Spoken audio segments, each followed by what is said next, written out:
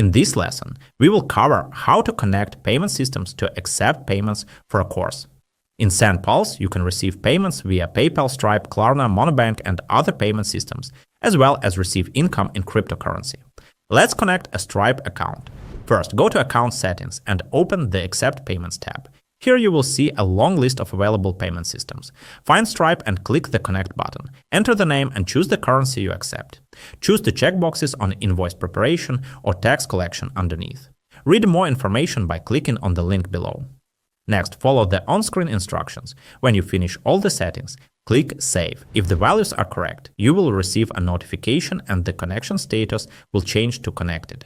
With SendPulse, you can accept online payments from users in cryptocurrencies using CryptoMoose. Once you created your account on CryptoMoose, pass the moderation and open your merchant.